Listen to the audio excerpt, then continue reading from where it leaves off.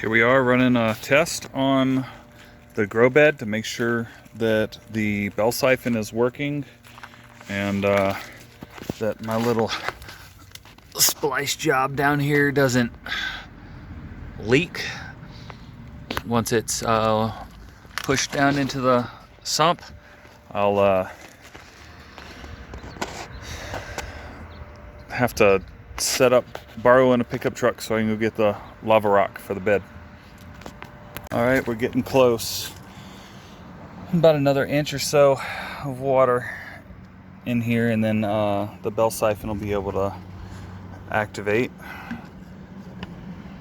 which will then let me see if this is gonna function as though it's supposed to. Now, the siphon I purchased didn't come with any caps or anything, so down there on the bottom, I don't know if you can see it, I 3D printed a cap off of Thingiverse, edited it down to the specs I needed just to hold this shroud in place, just give me a little feel good. I then coated it in liquid rubber and then siliconed underneath it, so it's a fixture on the pond liner itself. I also, this is what I got it from. It's actually from a chicken feeder. So I 3D printed a second one to go over the top like that to keep any rocks or whatever from falling in to it. So while we wait on that, I'll go ahead and explain what I'm trying to do here for the future. So this is kind of like my at-home project, but I am working on hopefully soon getting admitted. I want to get admitted to New Mexico State University so I can get a master's degree in aquaculture, or at least a focus for a master's in science on the aquaculture, aquaponics side of things, just so I have a formal education on it. So in the future, I will be able to open my own aquaponics greenhouse. Now, the state of New Mexico has permitting for tilapia and stuff. Well, not just anybody in the state of New Mexico is allowed to breed tilapia. You have to be what they call a permitted, I can't think of the name.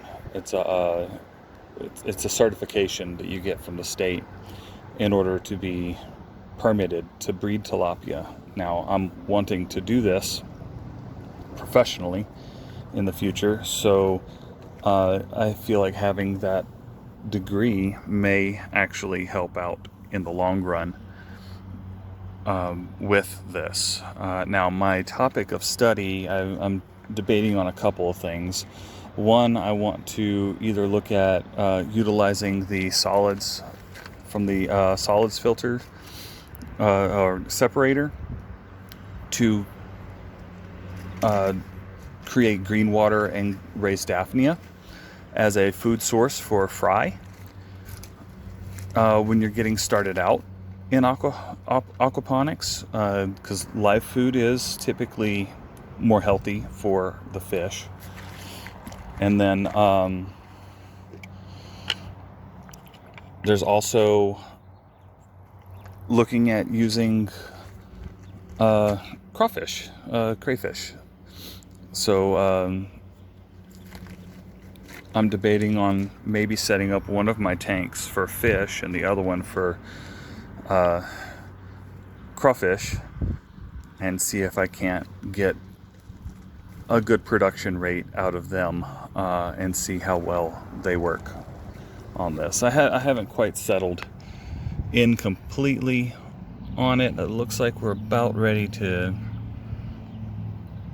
activate, hopefully soon.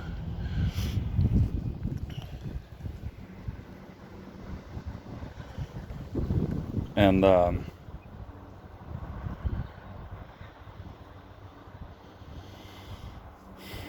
Yeah, and the third option I was looking at is looking at different feed values. Black soldier flies in aquaculture, aquaponics, for one. The Daphnia, another.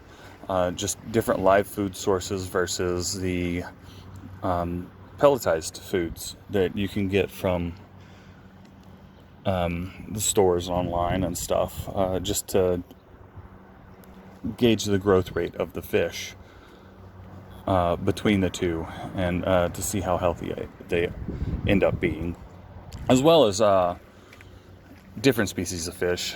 I would really like to look into a freshwater drum as a possible species, and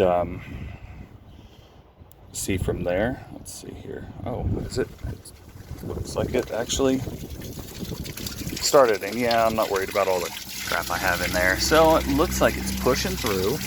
I'm gonna go ahead and turn this water off of it. Just pinch the hose for now.